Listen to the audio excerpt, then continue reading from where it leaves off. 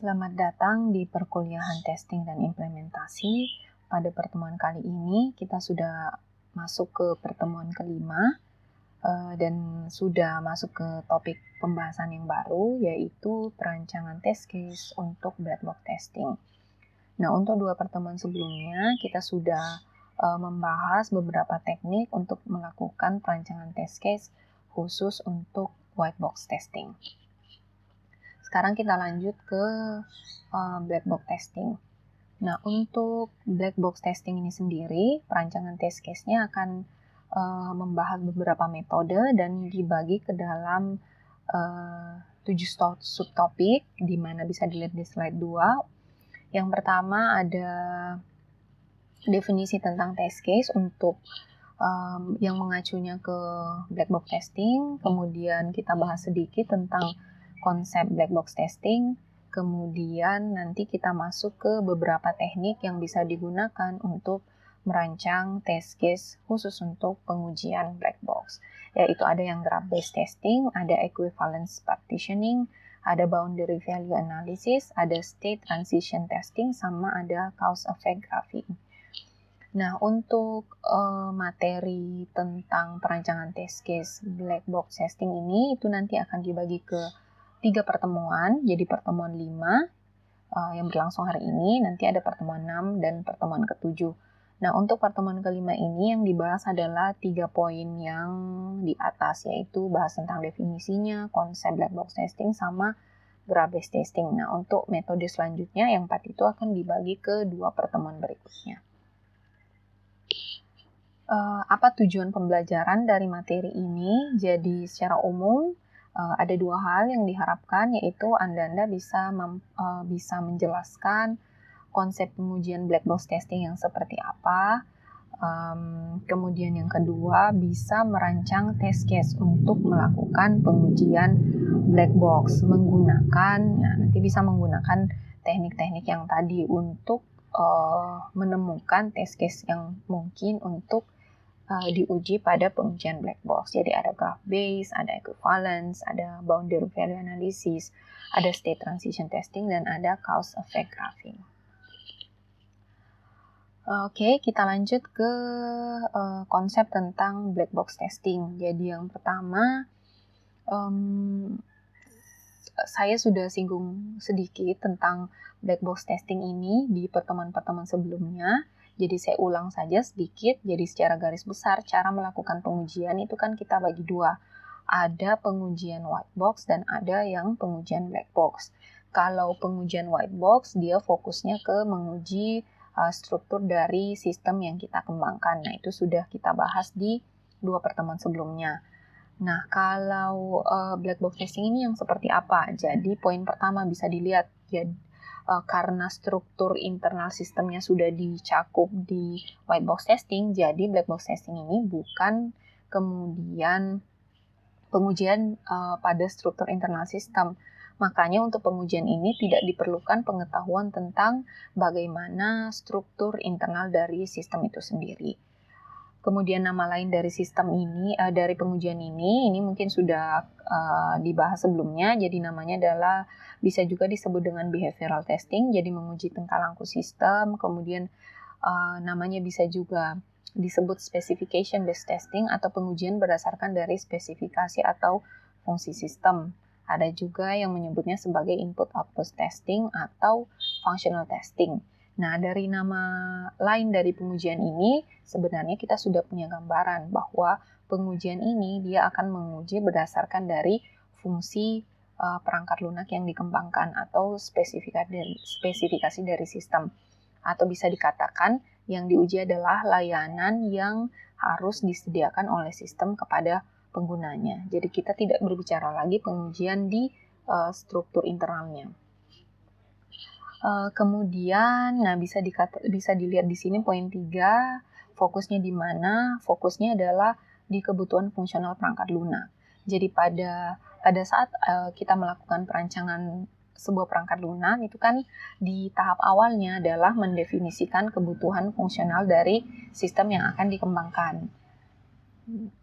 Kemudian kebutuhan fungsional ini kalau kita mau bahasakan secara umum itu menggambarkan apa yang bisa dilakukan oleh sistem, apa yang bisa dilakukan oleh pengguna di sistem yang dikembangkan.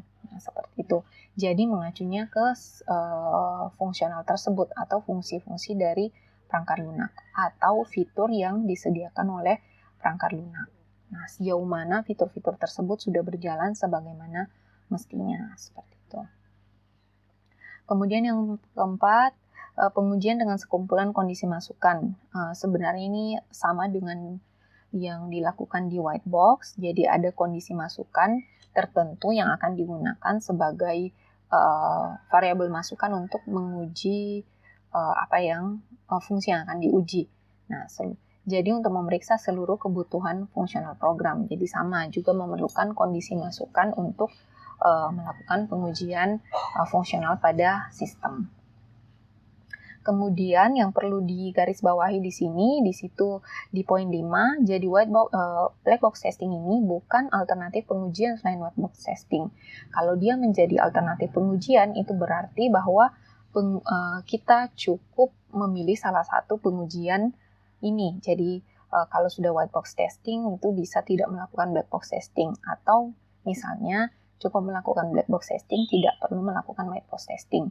Nah, itu tidak seperti itu. Jadi, pengujian ini bukan pelengkap atau bukan alternatif dari pengujian white box testing ini, tapi digunakan secara bersama-sama untuk saling melengkapi pengujian satu sama lain agar pengujian yang dilakukan bisa lebih lengkap dan memenuhi tujuan dari pengujian itu sendiri.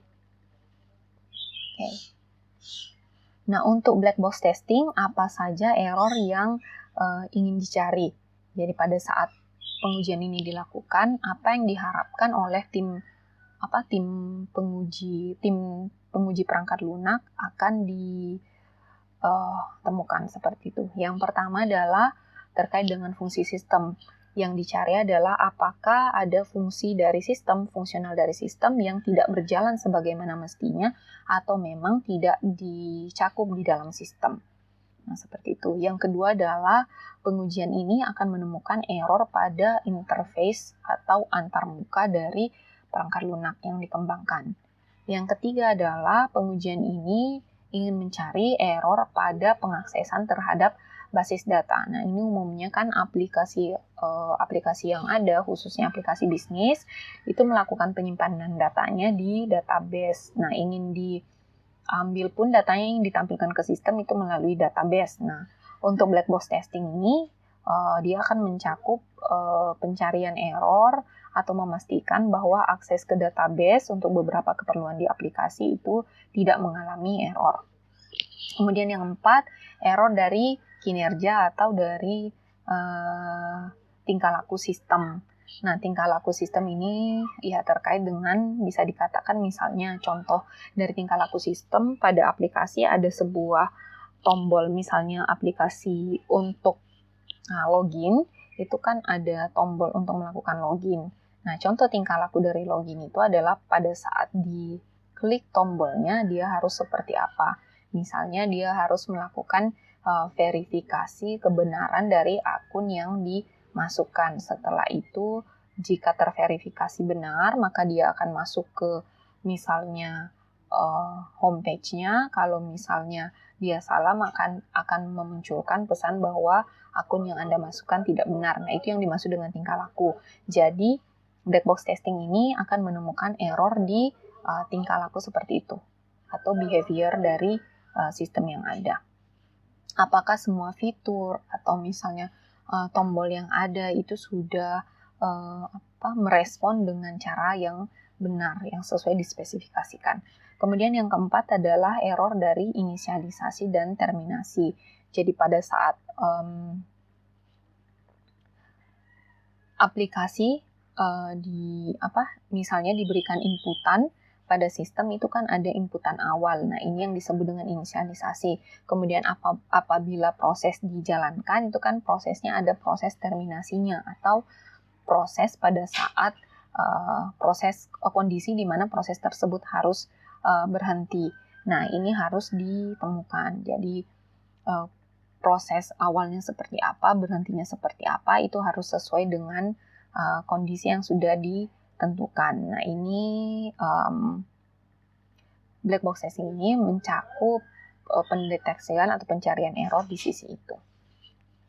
Seperti itu. Nah, kemudian untuk menjadi panduan, jadi ada beberapa pertanyaan sebenarnya yang bisa dijadikan panduan untuk melakukan perancangan test case untuk pengujian pada black box testing. Jadi ketika si tester kemudian mampu menjawab beberapa pertanyaan ini, maka bisa menjadi patokan atau sudah punya gambaran akan seperti apa perancangan test case pada black box testing. Nah, pertanyaan-pertanyaan itu apa saja? Jadi bisa dilihat di slide 6, ada beberapa pertanyaan di situ. Yang pertama adalah perancangan test case itu mencakup bagaimana validitas dari fungsi yang akan diuji. Jadi yang dilakukan pada pengujian test case, black box testing atau test case yang dirancang harus mampu menguji validitas dari fungsi. Nah, seperti itu. Jadi bagaimana validitas dari fungsi yang akan diuji. Kemudian bagaimana tingkah laku dari kinerja sistem akan diuji. Nah, jadi bagaimana pengujian untuk menguji tingkah laku dan kinerja sistem. Kemudian dalam merancang test case-nya juga harus terjawab apa kategori masukan yang menghasilkan test case yang bagus. Jadi ini juga sebenarnya salah satu hal yang penting untuk dipertimbangkan terkait dengan kategori masukan. Nanti ini akan dicakup di salah satu teknik perancangan black box testing. Kan kalau sistem itu bisa sangat bervariasi masukan yang bisa digunakan sebagai parameter pengujian. Nah, kita tidak mungkin sebagai penguji itu mencoba semuanya inputan yang mungkin karena tentu saja bisa menambah waktu dalam pengujian, padahal fungsinya sama untuk menguji misalnya satu fungsi. Nah, ini harus ditentukan kategori masukan yang akan digunakan atau jenis masukan yang akan digunakan untuk melakukan pengujian seperti apa. Dan kemudian dipastikan bahwa masukan yang dipilih tersebut memang mampu menghasilkan test case yang bagus atau mampu menguji fungsi yang ingin diuji. Nah, itu yang dimaksud dengan pertanyaan ketiga. Kemudian pertanyaan keempat, apakah sistem secara khusus dia sensitif terhadap nilai masukan tertentu? Jadi, apakah ada memang masukan-masukan tertentu yang misalnya bisa merubah behavior dari sistem? Jadi, ini yang dimaksud. Nah, itu juga harus diidentifikasi. Jadi, kalau masukan-masukan yang kemudian sensitif terhadap sistem, itu lebih baik dijadikan sebagai masukan yang akan diujikan. Nah, seperti itu. Kemudian selanjutnya adalah bagaimana batasan suatu kategori masukan diterapkan. Nah, ini ada beberapa kasus bahwa masukan yang diberikan itu punya batasan-batasan nilai. Nah, misalnya di sistem untuk menginput misalnya usia,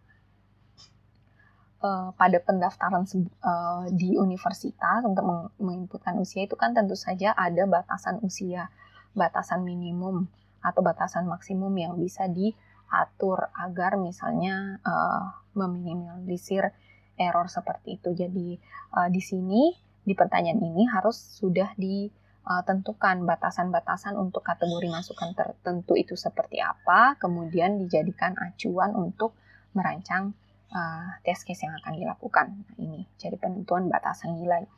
Kemudian berapa kecepatan dan volume data yang dapat ditangani oleh sistem. Nah, ini terkait dengan performansi. Jadi adakah misalnya batasan kecepatan data yang bisa ditangani ataupun volume data yang bisa ditangani oleh sistem. Kemudian yang terakhir, apa saja dampak dari kombinasi data tertentu pada operasi sistem. Seperti itu. Jadi ada pertanyaan-pertanyaan tersebut apabila sudah dijawab di awal itu akan sangat membantu dalam merancang test case pada pengujian black box testing.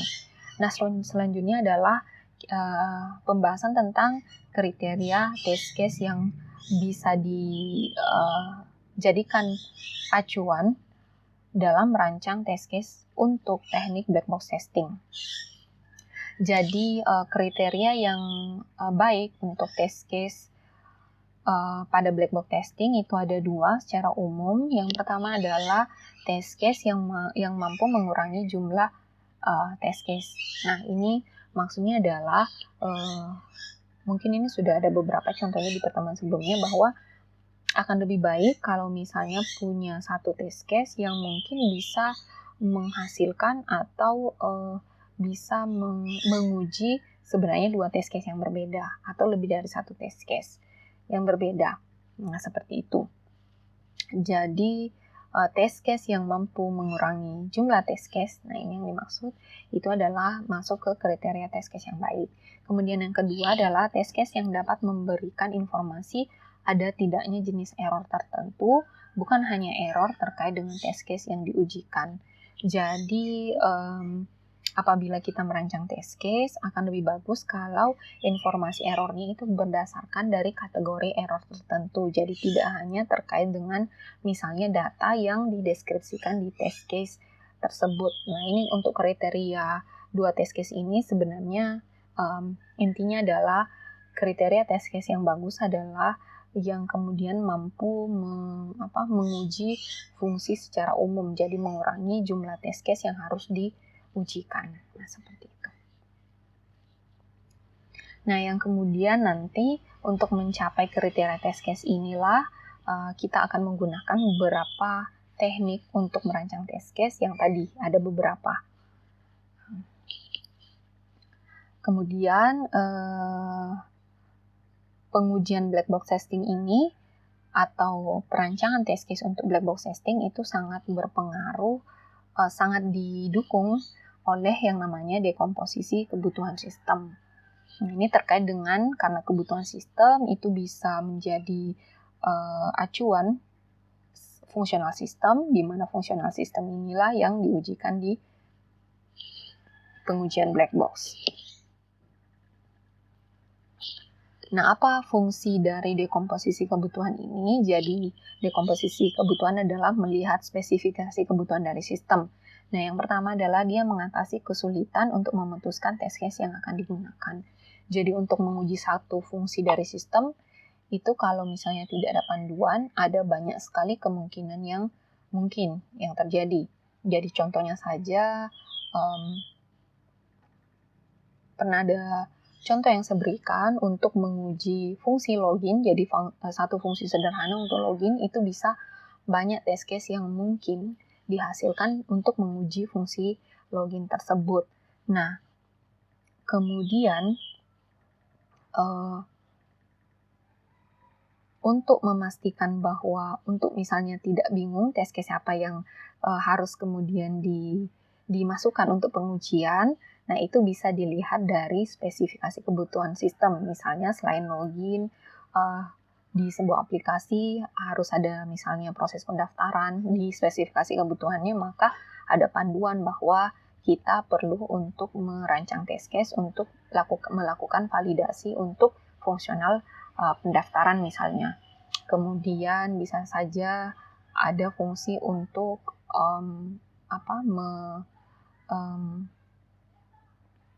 melakukan reservasi misalnya. Apabila sistemnya sistem untuk reservasi hotel misalnya, nah itu kemudian dijadikan panduan bahwa sistem ini memiliki kebutuhan bahwa pengguna dapat melakukan reservasi hotel secara online, maka dibuatkanlah test case untuk memastikan bahwa fungsional ini bisa dijalankan. Nah, seperti itu.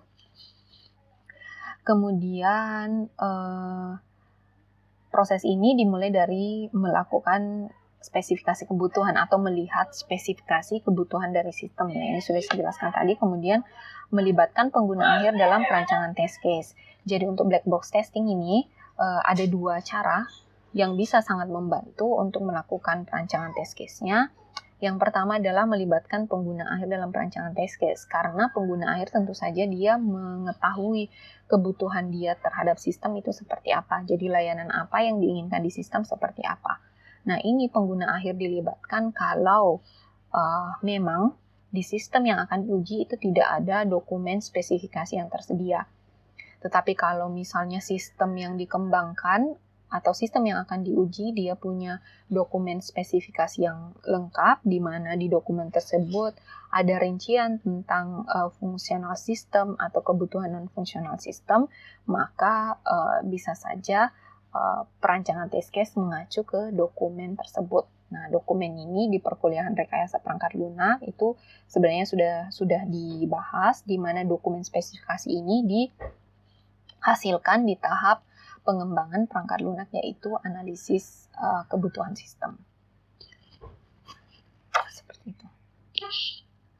Nah, kemudian biasanya perancangan test case ini didokumentasikan, jadi dibuat dokumennya yang mencakup semua test case yang akan diujikan di sistem yang dibuat. Nah, untuk standar penyusunan dokumentasi test case itu salah satunya bisa menggunakan standar yang sudah dispesifikasikan oleh IEEE nomor 829, namanya adalah Test Design Specification. Jadi kalau yang mau tahu gambaran dokumen test case seperti apa, itu bisa dilihat di standar ini.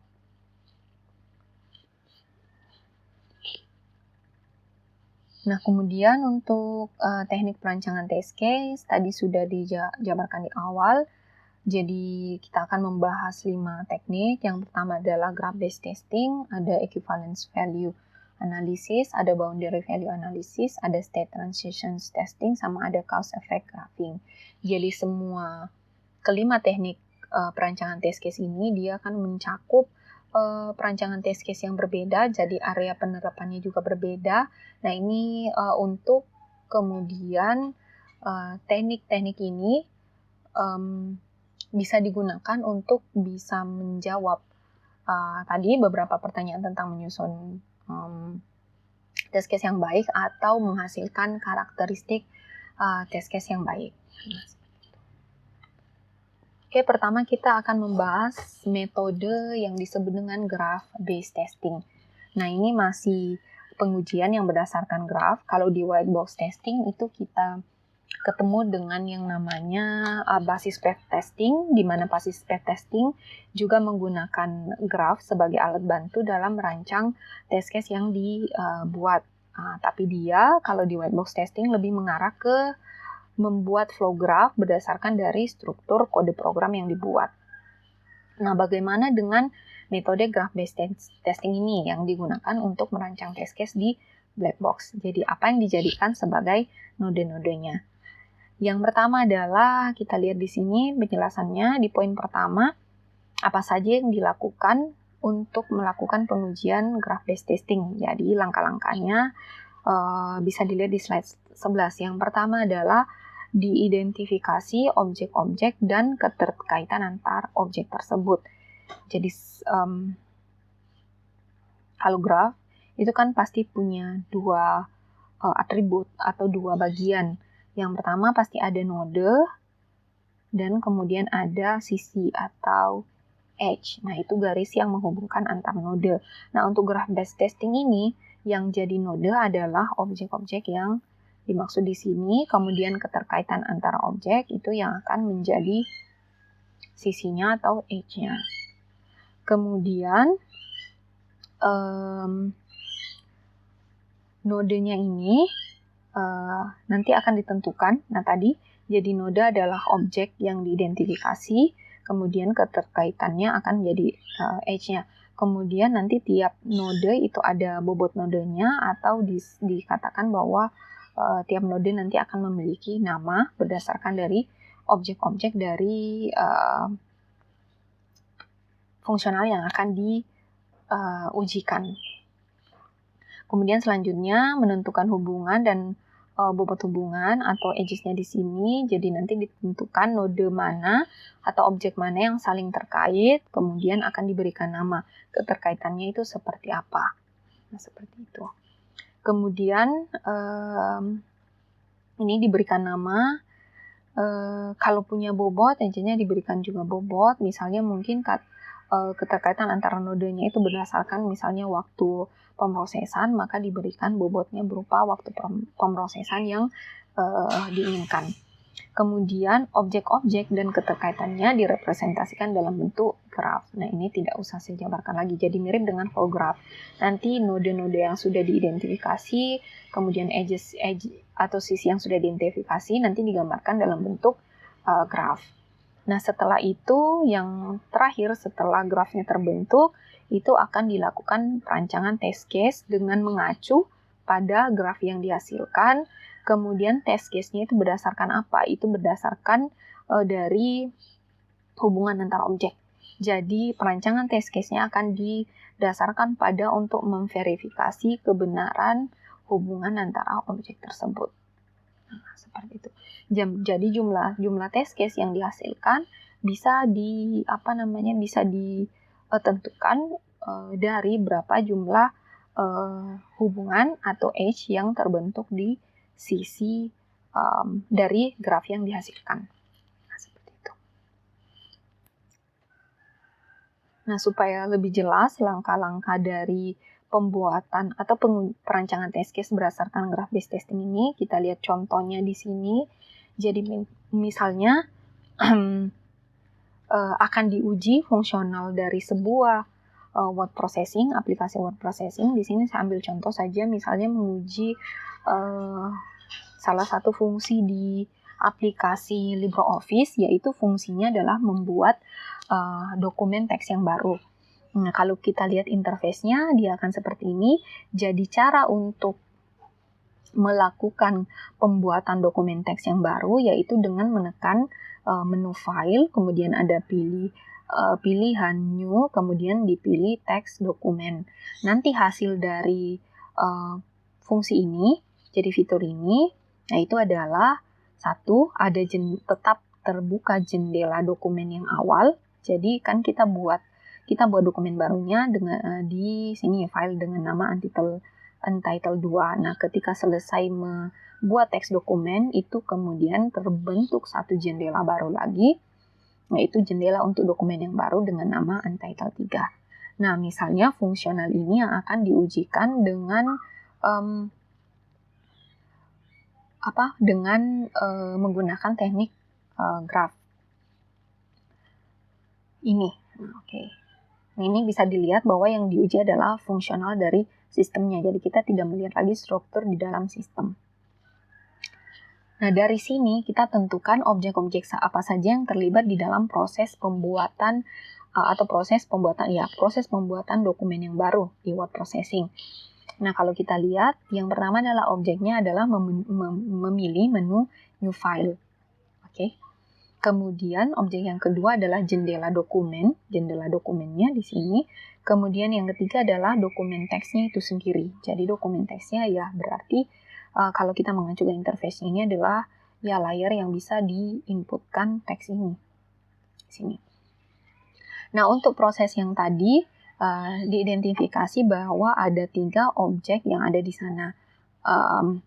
Atau bisa mungkin di gampangnya ada 3 proses yang mungkin terjadi atau ada 3 hal yang bisa dilakukan. Nah, yang pertama adalah memilih menu new file. Nah, jadi untuk menguji fitur ini memilih menu new file, kemudian kalau sudah memilih menu new file nanti kan ada kaitannya dengan jendela dokumen. Jadi di sini diberikan nama relationship-nya atau hubungannya di sini sisinya dengan pilihan menu menghasilkan jendela dokumen. Nah, seperti itu. Kemudian kita bisa menambahkan bobot lain. Misalnya ingin diuji karena spesifikasi sistemnya bahwa jendela dokumen yang baru itu harus sudah selesai dibuat setelah lebih kurang dari 1 detik pemrosesan. Jadi kita tambahkan di sini variabelnya. Nah, misalnya yang ditambahkan pengujian seperti itu. Nah, ini yang dimaksud dengan relasi. Nah, ingat di sini relasinya ada relasi panah, itu artinya bahwa relasi ini dia dari objek 1 di sini ke objek 2. Kemudian objek selanjutnya adalah di jendela dokumen, dia punya kaitan dengan objek dokumen teks. Jadi kaitannya apa saja? Yang pertama adalah di jendela dokumen itu bisa dilakukan perubahan dokumen teks, kemudian jendela dokumen berisi dokumen teks. Jadi satu objek relasi antara objek satu dengan objek yang lain itu bisa lebih dari satu, tergantung dilihat dari beberapa fungsi yang bisa berapa fungsi yang dikaitkan antara objek tersebut, seperti itu. Kemudian di sini ada relasi seperti ini yang tidak punya panah. Ini artinya bahwa relasinya relasi tidak langsung.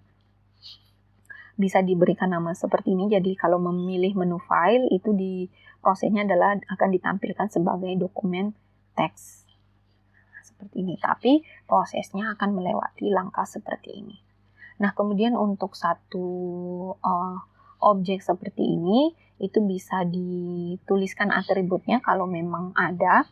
Atributnya bisa seperti ini. Misalnya untuk jendela dokumen itu dijelaskan spesifikasinya ada pengaturan yang default. Misalnya dimensinya seperti apa. Jadi pada saat new dokumen dibuat, itu misalnya pengaturannya bahwa otomatis dia akan menggunakan format format kertas yang ukuran misalnya legal atau A4. Nah, seperti itu. Jadi tergantung pendefinisiannya, warna background-nya seperti apa, warna teks default-nya seperti apa. Nah, ini kalau ada atribut dasar atau default dari objek yang didefinisikan. Nah, seperti ini. Jadi objek ini adalah nodenya, kemudian keterkaitannya adalah sisinya di sini atau edge-nya. Oke. Nah, dari sini kemudian kalau kita kembali lagi ke slide 11, setelah objeknya diidentifikasi dan sudah dibentuk dalam bentuk graf, sekarang dari graf tersebut dijadikan acuan untuk merancang test case-nya. Jadi perancangan test case-nya adalah memverifikasi relasi yang ada antar objek. Nah, jadi perancangan test case-nya bisa dilakukan seperti ini. Ini saya hanya membuat 3. Jadi bisa sebenarnya lebih dari 3 kalau memasukkan yang waktu proses ini. Jadi contohnya adalah tes skenario-nya ingin mengecek fungsi membuat file baru. Nah, test case-nya ada beberapa, yaitu untuk memverifikasi semua relasi yang ada. Yang pertama adalah mengecek respon ketika memilih menu new file. Nah, jadi mengecek yang relasi ini antara memilih menu file dengan jendela dokumen. Nah, expected result-nya apa? Expected result-nya adalah menampilkan jendela dokumen untuk dokumen teks yang baru. Seperti itu. Jadi untuk mengecek ini pada saat menu file dipilih, apakah dia menampilkan jendela dokumen untuk dokumen teks yang baru. Jadi tadi membuka, yang dimaksud adalah membuka Untitled 3 ini. Oke, kemudian yang selanjutnya adalah mengecek respon jendela dokumen ketika mengedit dokumen teks. Nah ini, ya, jadi bisa mengubah. Jadi expected result-nya tentu saja di jendela dokumen yang baru tersebut penggunanya bisa melakukan atau mengedit dokumen teks yang ada. Oke, kemudian nah ini saya masukkan. Jadi bisa juga waktu proses. Nah kita uji di sini relasinya. Jadi waktu proses kurang dari 1 detik. Nah bisa dibuatkan satu tes tersendiri lagi mengecek waktu proses pembuatan file baru. Nah, ini apakah hasil yang dihasilkan bahwa jendela baru yang terbentuk untuk teks dokumen yang baru itu adalah waktu prosesnya kurang dari 1 detik. Oke, nah ini juga bisa dijadikan satu test case. Apakah memang jendela dokumen yang ditampilkan itu berisi dokumen teks yang baru. Nah, seperti itu. Nah, kalau relasi yang tidak langsung seperti ini itu sebenarnya tidak perlu dirancangkan sebuah test case untuk memverifikasi. Oke. Nah, seperti ini. Jadi bisa dilihat graf yang dibentuk pada graph based testing, pada black box testing ini adalah mencakup ke fungsi sistemnya atau behavior dari tingkah laku dari perangkat lunak yang dikembangkan. Nah, contohnya ini tingkah laku dari memilih menu file itu adalah membuka jendela dokumen yang baru dan kemudian bisa melakukan perubahan pada dokumen teks yang dibuat tersebut. Nah, ini yang diuji. Jadi terkait dengan fungsionalnya. Saya harap sampai sini bisa paham perbedaan antara pengujian white box testing sama pengujian di black box testing. Oke. Nah, kalau dilihat di sini graph based testing, perancangan test case-nya dia menjawab pertanyaan di bagian pertama dan kedua. Jadi bagaimana validitas dari fungsi yang akan diuji, sama bagaimana tingkah laku dan kinerja sistem akan diuji. Nah, itu untuk menjawab itu bisa menggunakan perancangan graph based testing ini. Jadi menguji tingkah laku fungsinya sama validasi fungsional dari sistem. Oke. Nah, untuk graph based testing ini tadi sudah dilihat contohnya untuk fungsi pembuatan file baru di aplikasi word processor. Nah, kemudian graph based testing ini juga pengujiannya bisa dibagi ke dalam beberapa bagian. Nah, atau kita bisa menggunakan graph based testing ini untuk menguji 4 hal. Nah, itu yang pertama adalah pemodelan alur transaksi. Mungkin ini kalau alur transaksi yang tadi contohnya seperti yang di pembuatan file baru. Nah, yang jadi nodenya adalah tahapan proses transaksi. Seperti tadi, yang jadi nodenya adalah tahapan dari proses pembuatan file baru. Kemudian linknya atau tadi edge-nya, sisinya itu adalah koneksi antar tahapan. Nah, untuk melakukan pemodelan alur transaksi menggunakan graph based testing ini sebenarnya panduannya itu bisa dilihat di perancangan sistem, yaitu dokumen berupa data flow diagram. Jadi diagram DFD ini itu bisa menjadi panduan untuk menentukan alur transaksinya akan seperti apa. Nah, salah satu contohnya misalnya untuk aplikasi pemesanan tiket pesawat secara daring. Nah, ini bisa digunakan graph based testing ini untuk melakukan verifikasi fungsi ini. Kemudian yang kedua adalah pemodelan find state. Jadi graph based testing ini bisa digunakan untuk memodelkan state dari perangkat lunak yang dikembangkan dari sisi fungsionalnya. Jadi yang jadi nodenya ketika dilakukan untuk pemodelan find state itu adalah jenis observasi pengguna pada sistem. Jadi bisa digambarkan mungkin pengujian beberapa status yang ada pada perangkat lunak. Nah, jadi linknya ini adalah transisi antar state tersebut. Nah, untuk memodelkan find state, itu diagram yang bisa digunakan adalah state diagram. Nah, ini adalah salah satu jenis diagram UML. Nah, ini agak tipe diagram. Contohnya adalah pemodelan perubahan status produk dari pemesanan sampai produk diterima pengguna. Nah, ini mungkin salah satu contohnya ketika kita ingin menguji di aplikasi e-commerce. Nah, di sana kan ketika misalnya pembelinya sudah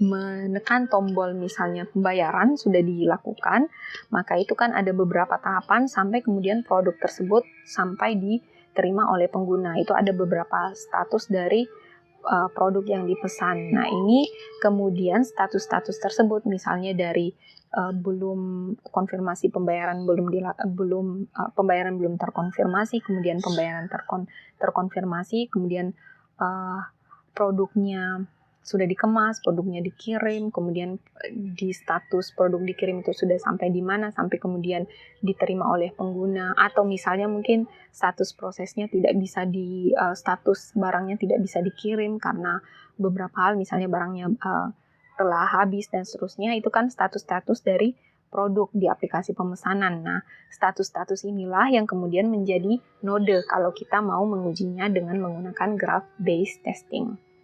Oke. Kemudian yang tiga adalah pemodelan alur data.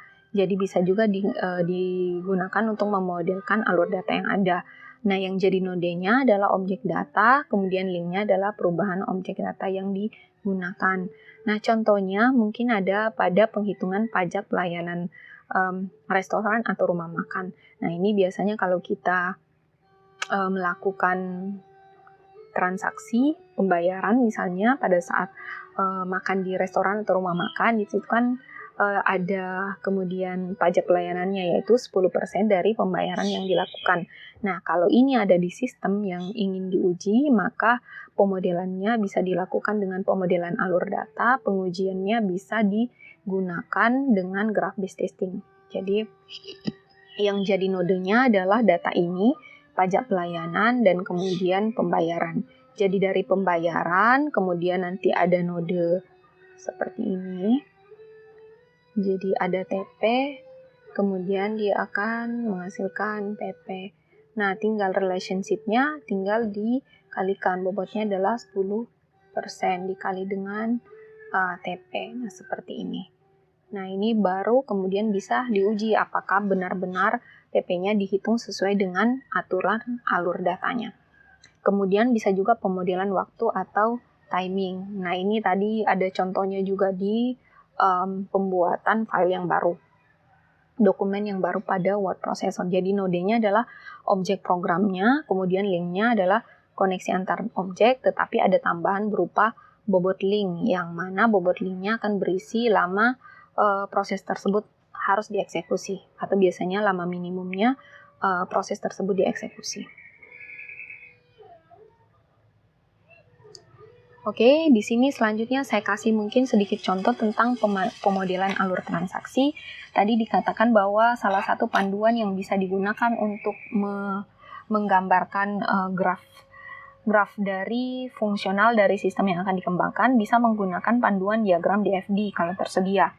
Jadi jika perangkat lunaknya punya dokumentasi berupa diagram DFD, nah ini ya jadi panduan untuk perancangan alur transaksi. Misalnya di sini contoh dari DFD pemesanan tiket di aplikasi pemesanan tiket daring. Jadi prosesnya bisa dilihat di DFD. Tahapan dari aplikasi ini diawali dengan pelanggan melakukan pendaftaran, kemudian setelah melakukan pendaftaran baru bisa melakukan pemesanan tiket. Setelah proses pemesanan tiket, maka proses pembayaran yang dilakukan secara electronic banking. Setelah itu, setelah dilakukan pembayaran, prosesnya adalah sistem akan mencatat transaksi pemesanan. Setelah transaksi pemesanannya selesai, dicatat dan terverifikasi, maka pembuatan resi atau tiket pesawat bisa diunduh seperti itu, atau bisa diakses oleh pengguna.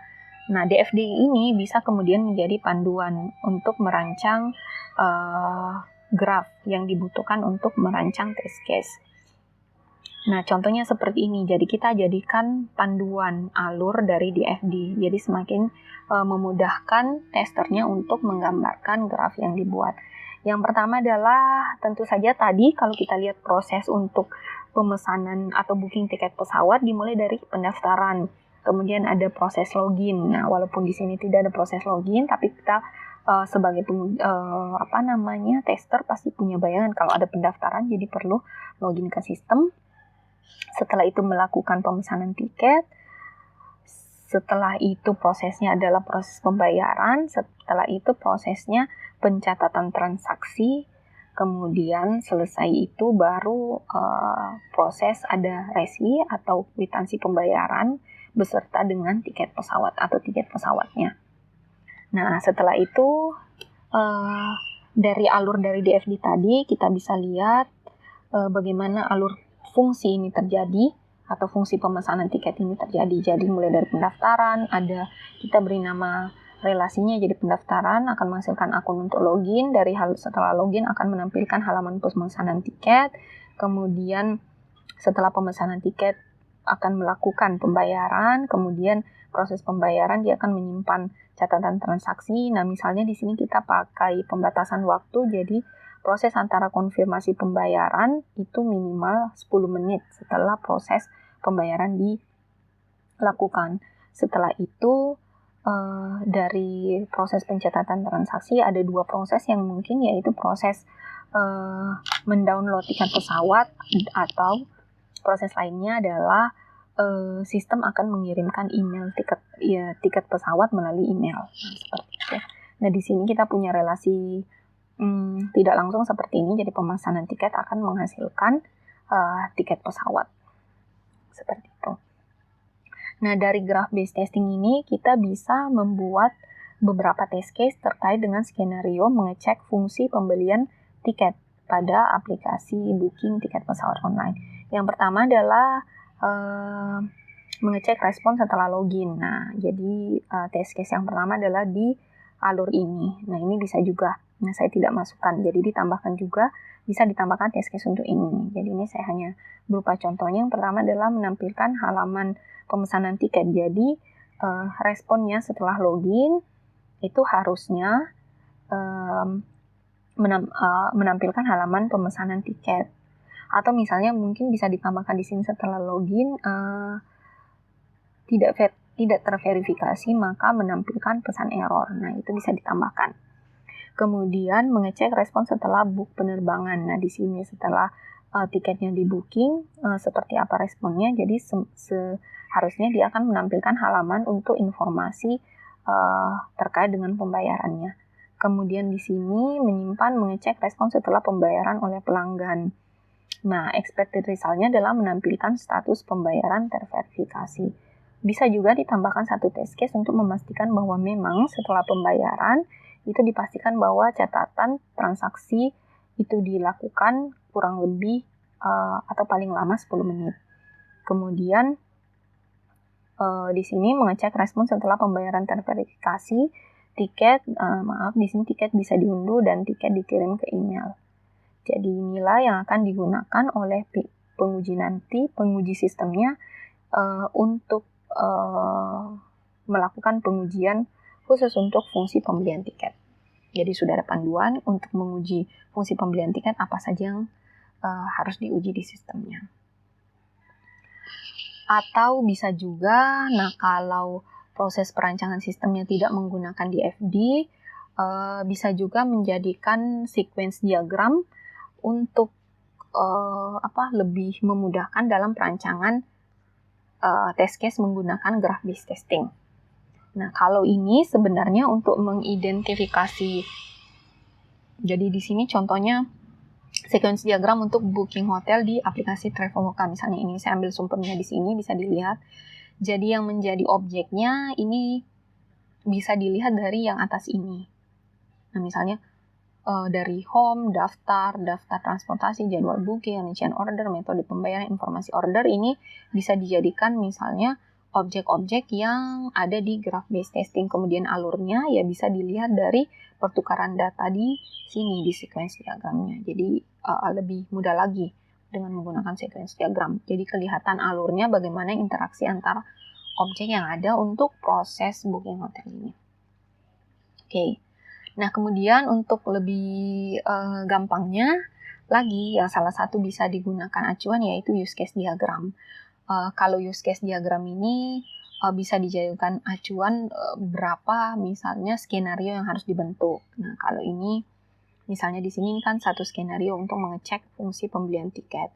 Kalau ingin tahu berapa fitur yang harus diuji, atau berapa fungsi yang harus diuji yang akan menggambarkan berapa skenario yang akan terbentuk. Jadi minimal skenarionya adalah sesuai dengan berapa use case yang ada di use case diagram. Use case-nya ada ini, jadi login, reservasi, check-in, check-out, konfirmasi pembayaran, dan laporan. Jadi ini bisa diuji masing-masing, bisa dibuatkan satu skenario, satu tes skenario masing-masing.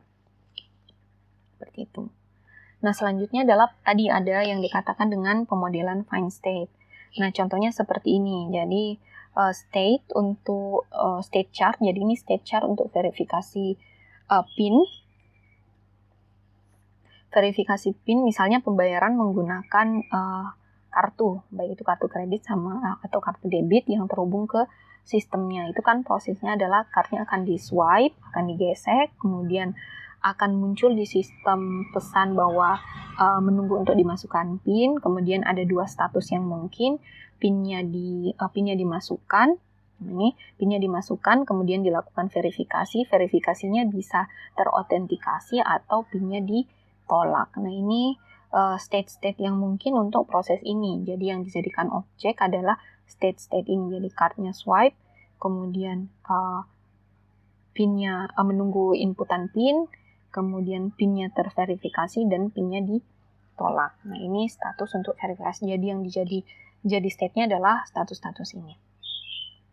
Atau contohnya seperti ini tadi mungkin sedikit saya jelaskan untuk sistem di e-commerce. Ini terkait dengan sistem misalnya pemesanan barang. Jadi itu kan statusnya bisa ketika ordernya diterima, kemudian ada status ordernya belum diproses, ini bisa belum diproses karena masih menunggu pembayaran, atau misalnya untuk mengecek pembayaran. Nah, ini statusnya bisa ada dua, bisa ordernya di rejected. Nah, ini tinggal nanti didefinisikan di test case-nya mau rejected-nya karena barangnya mungkin sudah habis atau tidak melakukan pembayaran di batas waktu yang sudah ditentukan. Kemudian statusnya bisa ordernya diterima. Kemudian ordernya bisa diterima, itu bisa dua proses lagi statusnya. Bisa ordernya di pending, atau misalnya ordernya sudah bisa diproses lebih lanjut atau dikirimkan kemudian selesai. Nah, seperti itu. Jadi yang dijadikan objeknya, nodenya atau objeknya adalah status-status ini, unprocessed order, rejected order, accepted order, pending order, sama fulfill order. Seperti itu. Nah, oke.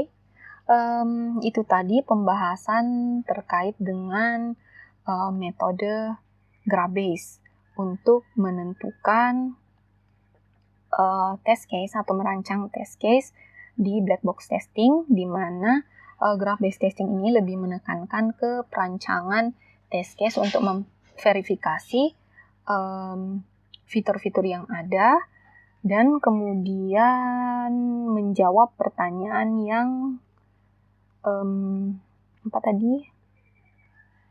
yang ini, jadi tingkah laku sistem atau kinerja sistem yang akan diuji. Nah, untuk pertanyaan-pertanyaan berikutnya itu akan di cover di teknik perancangan black box testing yang lainnya. Nah, untuk pertemuan 5 ini ada tugas yang perlu Anda kerjakan, yaitu terkait dengan pembuatan perancangan test case menggunakan metode graph based testing. Nah, pada perkuliahan rekayasa perangkat lunak, kan kalian punya project untuk membuat perancangan perangkat lunak yang akan dikembangkan. Nah, salah satu hasil yang dilakukan adalah Anda memperoleh sequence diagram. Anda melakukan perancangan sequence diagram seperti ini. Nah, jadi tugasnya adalah pilih salah satu sequence diagram. Jadi, pilih satu sequence diagram dari project yang pernah Anda buat.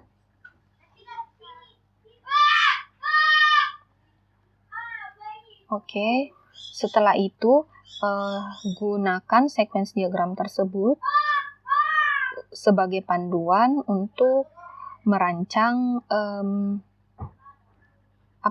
graph based testing untuk fungsi dari sequence diagram tersebut. Nah, jadi pilih satu sequence diagram dan jangan sequence diagram untuk login karena itu lumayan mudah dan objeknya juga sedikit. Jadi pilih sequence diagram selain proses login, kemudian buat grafnya, setelah itu buat rancangan test case yang mungkin untuk graf yang Anda buat. Nah, tugasnya sesederhana itu. Jadi satu sequence diagram saja, itu minimal. Kalau ada mungkin yang ingin lebih latihan lagi, mau menggunakan sequence diagram dari projectnya, lebih dari satu sequence diagram dari projectnya, misalnya menggunakan 2, itu boleh. Jadi ya kira-kira hasilnya akan seperti ini. Jadi Anda buat sequence diagramnya apa. Oh iya, jangan lupa menjelaskan sedikit tentang sequence diagram tersebut. Sequence diagram tersebut untuk mencakup fungsional sistem apa. Kemudian buat test case-nya seperti ini. Nah, kalau mungkin yang tidak punya tidak ada sebelumnya tidak membuat sequence diagram di project-nya, di project rekayasa perangkat lunaknya, nanti silahkan cari saja sequence diagram, itu banyak di internet, kalian pilih satu saja, bisa sequence diagram, bisa DFD diagram, jadi pilih satu, kemudian jelaskan sequence diagram atau DFD diagram itu tentang apa, kemudian gambarkan grafnya, kemudian dituliskan test case-nya. Oh iya, jangan lupa nanti di dokumen tugasnya disertakan gambaran sequence diagram atau DFG diagram yang dijadikan panduan perancangan test case.